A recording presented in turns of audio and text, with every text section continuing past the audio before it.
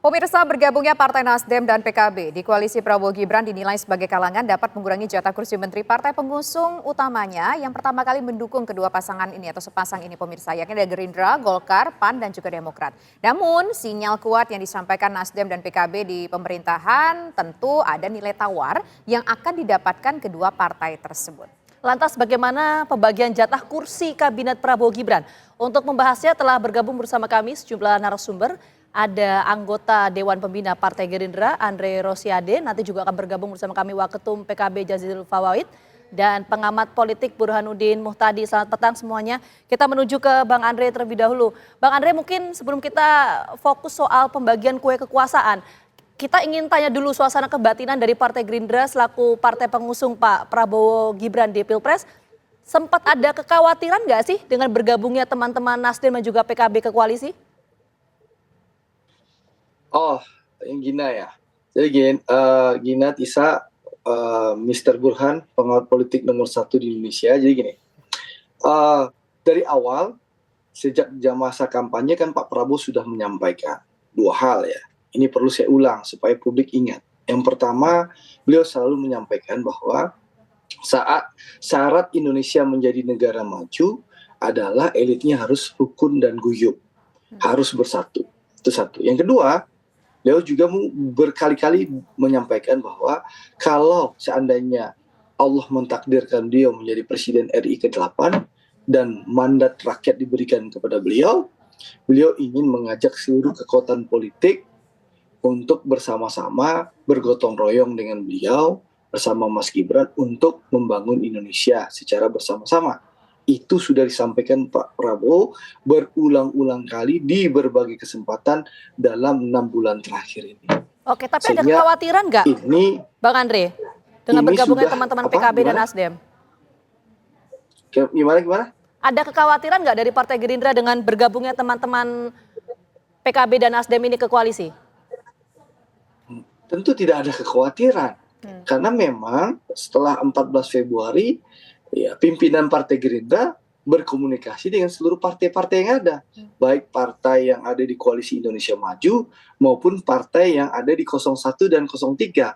Komunikasi itu dijalankan oleh pimpinan Partai Gerindra yang dimotori oleh tentu Ketua Harian kami Bang Sufmi Dasko dan Sekjen Ahmad Muzani ya. Berkomunikasi dengan petinggi-petinggi partai yang ada di 01 dan 03. Memang tidak terekspos karena belum ada keputusan MK dan belum adanya penetapan dari KPU. Nah, setelah penetapan tentu komunikasi di belakang panggung itu berakhir dengan komunikasi di depan panggung, gitu loh. Nah, dari itu yang terlihat bahwa alhamdulillah kita sangat senang loh, bukannya kita khawatir. Kami bersyukur alhamdulillah bahwa seluruh pimpinan partai politik, tokoh-tokoh politik di Indonesia ini punya jiwa negarawan.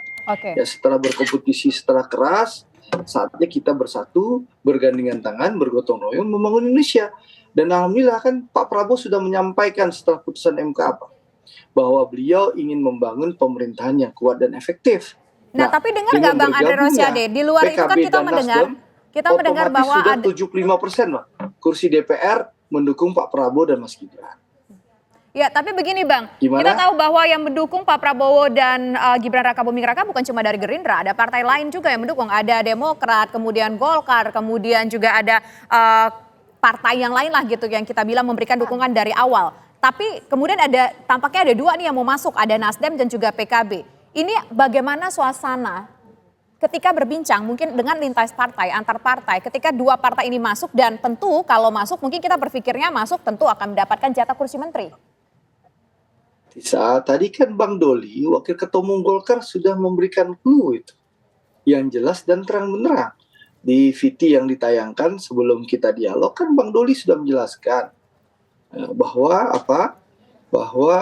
Pak Prabowo sudah punya komunikasi dengan seluruh ketua umum Koalisi Indonesia Maju. Yang kedua kan sudah punya rumusannya yang sudah disepakati. Jadi tidak ada yang terganggu, tidak ada yang khawatir satupun karena kita meyakini bahwa Koalisi Indonesia Maju ini harus menciptakan pemerintahan yang efektif dan kuat sehingga janji kampanye Pak Prabowo dan Mas Gibran bisa segera dieksekusi. Karena apa? Karena Pak Prabowo dan Mas Gibran itu mengusung tema keberlanjutan. Jadi tanggal 20 Oktober 2024 Pak Prabowo dan Mas Gibran dilantik, otomatis beliau berdua akan bekerja tancap gas melanjutkan apa yang telah baik di zaman Pak Jokowi dan menambah nanti dengan program-program tambahan Pak Prabowo dan Mas Gibran. Jadi tidak ada penyesuaian, kita tancap gas, dan untuk itu pemerintah ini harus kuat dan efektif, gitu loh. Oke. Baik, sekarang Jadi jangan berlebihan khawatirnya. Kita tahan gitu. dulu, kita Karena tahan di dulu. Koalisi Indonesia Maju biasa-biasa saja. Oke. Gitu. Kita tahan dulu Bang Andre. Saat ini kita sudah bergabung dengan Bang Zazilul Fawait selaku Waketum PKB.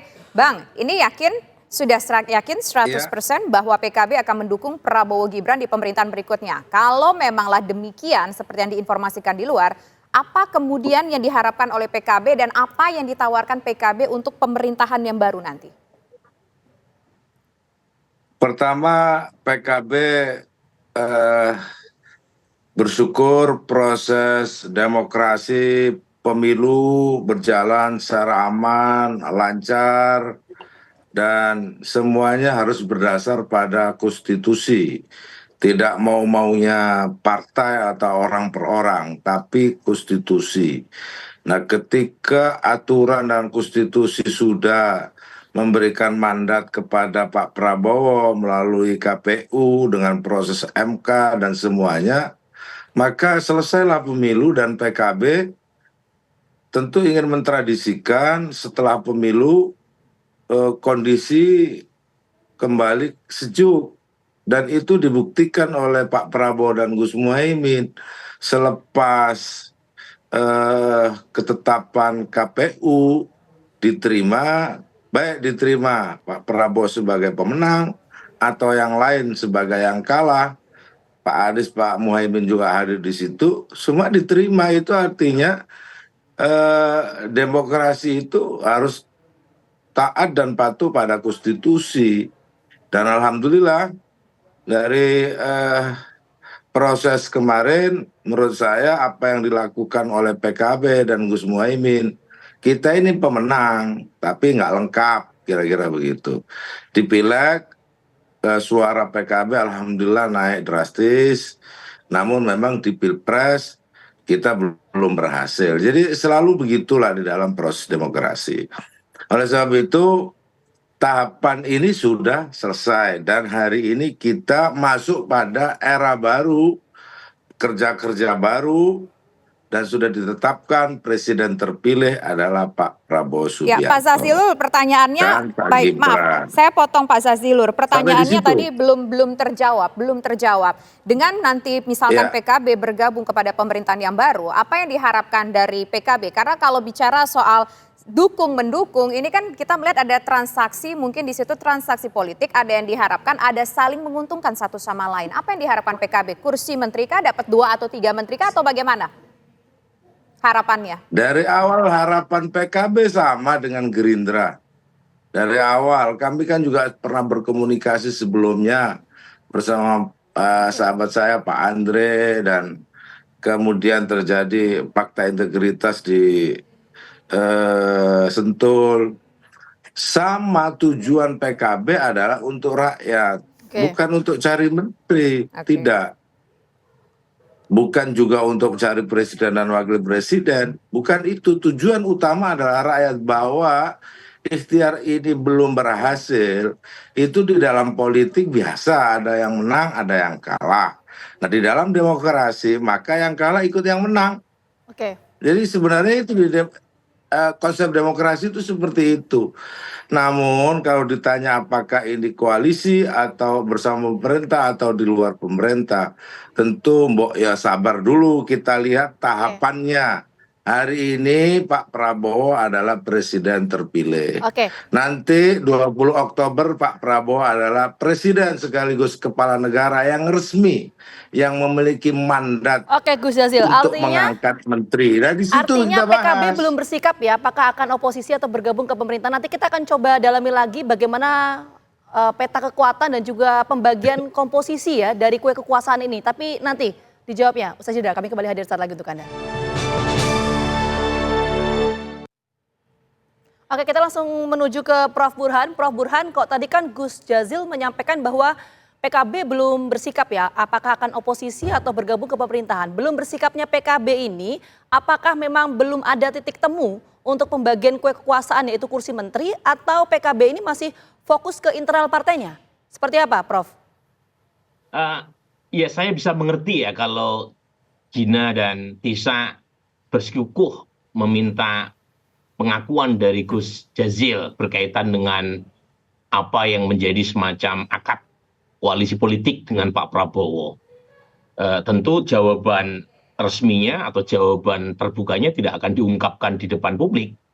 Itu bagian dari rahasia dapur rumah tangga, bagian dari backstage dalam teori dramaturgi politik. Persis seperti Pak Erlangga ketika menyampaikan Golkar akan mendapatkan 5 kursi, itu kan pernyataan di dalam internal pertemuan elit Partai Golkar di Bali yang kebetulan bocor ke publik. Tetapi seringkali dalam teori dramaturgi yang jujur, yang orisinal justru yang ada di belakang layar. Tetapi tentu kalau ditanya apakah ini artinya belum ada komitmen antara PKB dengan Pak Prabowo berkaitan dengan pembagian kursi kekuasaan, menurut saya bisa juga diartikan seperti itu. Tetapi lagi-lagi pertemuan PKB dengan Pak Prabowo, pertemuan Nasdem dengan Pak Prabowo itu bukannya tanpa konteks, ada konteksnya. Satu, Pak Prabowo secara objektif memerlukan tambahan minimal 1 partai untuk menutupi kekurangan kekuatan koalisi Indonesia Maju di parlemen. Karena per hari ini 4 partai pendukung Pak Prabowo itu belum mencapai angka psikologis 50%. Jadi minimal 1, bisa datang dari PKB, bisa datang dari Nasdem, atau jangan-jangan bisa datang dari kedua-duanya. Nah, yang kedua, juga tidak mungkin pertemuan itu terjadi kalau partai yang diajak kerjasama tidak membuka pintu. Nah, dari sekian banyak partai yang memberikan kode untuk diajak kerjasama politik, itu PKB dengan Nasdem. Nasdem yang paling awal. Sejak KPU mengeluarkan keputusan terkait dengan hasil Pilpres, Surya Paloh langsung menggelar press conference yang mengucapkan selamat. Nah, PKB yang kedua, dengan cara tadi membukakan pintu terutama setelah MK mengambil keputusan terkait dengan gugatan Pilpres. Jadi 2 partai ini. Nah, apakah kemudian akan ditindaklanjuti dengan akad atau ijab kabul berkaitan dengan kursi kekuasaan? Sudah pasti itu. Ya, sudah pasti, karena itu adalah bagian dari glue-nya koalisi. Jadi bagian dari maharnya koalisi adalah ada ikatan secara formal dalam bentuk representasi kabinet kepada partai yang mendukung pemerintah. Dan itu sesuatu hal yang biasa saja. Prof. Burhan, maaf saya potong sebentar. Berarti artinya apakah bisa dipertanyakan dengan belum bersikapnya teman-teman PKB ini, termasuk tadi Gus Jazilul juga menyampaikan, apakah ini memang berkaitan dengan pembagian kue kekuasaan itu yang belum menemukan titik temu? Atau seperti apa? Bukan ya. Dalam bahasa politik itu tidak harus diucapkan secara tersurat. Gina, nggak harus dikatakan harus sekian kursi, nggak harus. Gus Jazil yang luar biasa kritis dalam masa kampanye tiba-tiba membukakan pintu lebar-lebar buat Pak Prabowo untuk datang. Itu udah sesuatu dalam politik. Oke, baik. Prof. Jadi itu udah sesuatu. Itu artinya memang PKB sudah membuka pintu. Cuma akad formalnya belum gitu ya, tetapi kan di belakang. Prof, ini kan tampaknya dua nih udah saling membuka pintu, saling membuka hati, ingin berumah tangga bersama dalam tanda kutip seperti itu ya Prof ya. Tapi yang menjadi pertanyaan kita, judul besar kita pada sore hari ini, jatah kursi kabinet akan berkurang nggak? Nah, ini membuat khawatir nggak partai-partai yang sudah mendukung Prabowo Gibran dari awal pertama kali? Karena kan kalau gabung Nasdem sama PKB, otomatis ada jatah kursi menteri yang mungkin berkurang dari mereka yang sudah mendukung dari awal. Ada rasa khawatir itu tercium sangat nggak? Ya, jadi ada 2 ya yang biasa jadi ukuran buat partai dalam menjalin koalisi. Yang pertama adalah berkaitan dengan iuran atau kontribusi elektoral. Nah, dalam hal ini Nasdem dan PKB dibanding Gerindra, Golkar, PAN, dan Demokrat itu iurannya tidak sebesar 4 partai pendukung awal Pak Prabowo karena masuknya setelah Pilpres. Belakangan. Nah, yang kedua nih, itu dilihat dari kekuatan partai di parlemen dan ukurannya adalah berapa jumlah kursi yang dimiliki oleh partai pendukung pemerintah. Semakin banyak jumlah kursi yang dimiliki, semakin besar. Nah, dalam hal ini PKB dan Nasdem punya keunggulan dibanding PAN dan Demokrat. Oke. Karena apa? Karena kursinya lebih besar ketimbang kedua partai ini meskipun masuknya setelah Pak Prabowo Ya, unggul. perolehan Ya. kursinya Nah, itu ya. nanti pasti akan didiskusikan itu. Ya. Dan menurut saya itu ukuran yang biasa diterima oleh elit politik Oke. karena objektif ukurannya. Nah, ini yang kita tanyakan ke Bang Andre sebagai partai pengusungnya Pak Prabowo. Kok tadi nggak khawatir suasana kebatinan dari Koalisi Indonesia Maju ini seperti apa? Kalau misalnya nanti ada teman-teman di luar koalisi yang selama ini sudah berjuang bersama dengan Pak Prabowo dan juga Mas Gibran meminta jatah kursi 2 atau 3 kursi menteri lah. Gerindra akan menerima itu nggak? Jadi gini ya, soal menteri tadi itu kan hak prerogatifnya presiden nanti kan. Dan tadi kan kalau dengar kata Bang Doli tadi sebenarnya presiden terpilih Pak Prabowo itu sudah punya komunikasi dengan seluruh ketua umum partai politik dan juga sudah punya rumusan yang jelas. Jadi tidak ada yang khawatir sama sekali. Malah kami di Koalisi Indonesia Maju itu ingin menciptakan pemerintahan Ya, yang kuat dan pertanyaan efektif. kita menerima Tentu atau kita enggak berharap meskipun itu hak prerogatif dari Pak Prabowo, Bang Andre. Singkat sebelum kita ke Gus Jazil. kan saya udah Bang Doli tadi, coba nonton videonya Doli diputar lagi. Bang, tapi Bang Doli dari itu Golkar, pertanyaan Bang sudah Andre kan dijawab dari oleh Gerindra. Kalau dari Gerindranya sendiri Ahmad gimana, Bang? Kurnia. Udah jelas itu gitu loh. Oke, baik, kita Jadi dapat poin. saya juga bingung. TV One memaksa sekali bahwa akan ada konflik di Koalisi Indonesia. Padahal nggak Enggak, ada. ini mempertanyakan Jadi sifatnya komunikasi bertanya kita. Jadi gini, Oke. saya jawab ya. Tidak ada masalah. Kami di Koalisi Indonesia Maju ini ingin menjadikan pemerintahan Pak Prabowo itu kuat dan efektif. Kami menyadari bahwa kami baru 48%. Ya, dengan bergabungnya PKB dan Nasdem, Baik, insya Allah oke. kami 75%. Dapat kita poinnya, Sehingga Bang. pemerintah ini kuat dan efektif. Tidak ada masalah soal urusan menteri-menteri. Orang Oke. Koalisi Indonesia Maju asik-asik saja, kok yang lain yang rame gitu loh. Oke, Koalisi Kita Indonesia punya Maju berbagai asik-asik aja, kok, tapi ini Gus Jazil kita ingin bergabung menuju dengan ke Bang Prabowo. Zazilul. Kan- Kita dapat poinnya, Bang Andre. Karena kita ingin membangun pemerintah yang kuat dan Oke. efektif. Intinya di situ. Oke, sekarang saya ingin ke Gus Jazilul. Gus Jazilul, ada statement Anda berkaitan dengan pernyataan kursi menteri ini bahwa Anda sempat kemarin mengatakan bahwa janganlah diatur-atur Pak Prabowo. Kira-kira bahasanya demikian nggak untuk soal jatah kursi menteri. Nah, maksud pernyataan Anda itu apa? Apakah ingin memberikan sebuah kode bahwa jangan dipengaruhi nih kalau nanti PKB gabung, PKB dapat berapa kursi, ada rasa khawatir kursinya nggak dapat gitu sesuai dengan ekspektasi, atau mungkin ada maksud lain, Gus Jazilul? Tidak, itu adalah konstitusi. Jadi bunyi dari konstitusi yang mengangkat menteri adalah presiden. Jadi itu yang disebut oleh Pak Andre tadi, itu yang disebut hak prerogatif. Gak ada yang lain, itu konstitusi. Bahwa kemudian misalkan mempertimbangkan partai, itu urusan prerogatif presiden yang disebut oleh Pak Andre tadi. Oke. Nah, maka kita akan hormati seluas-luasnya. Jangan sampai ada tekanan dari siapapun kepada Pak Prabowo. Apalagi sejauh ini kalau komunikasi dengan PKB, sejak koalisi dari awal kita PKB itu tidak pernah mempersyaratkan menteri ketika gabung di kabinet. Oke. Apalagi menganggap menteri itu kue untuk partai-partai, tidak. Oke. Karena dari awal jalan PKB itu jalan rakyat. Mana yang menguntungkan rakyat, disitulah ada PKB. Oke. Kita PKB itu bersama rakyat. Namun kebetulan sepanjang berdirinya PKB memang selalu di dalam pemerintahan itu saja.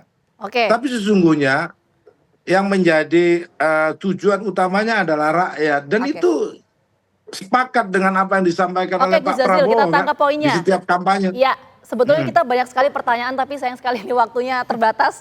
Ini sekali lagi terima kasih, nanti kita lihatlah ya teman-teman PKB ini dapat jatah kursi menteri berapa. Sekali lagi terima kasih banyak Gus Jazil, Bang Andre dan juga Prof Burhan atas waktunya sudah bergabung bersama kami di Terima Kawar kasih. Petang. Terima Sehat selalu. kasih. Prof, makasih Prof. Itu Makasih Bang timnas. Andre. Pemirsa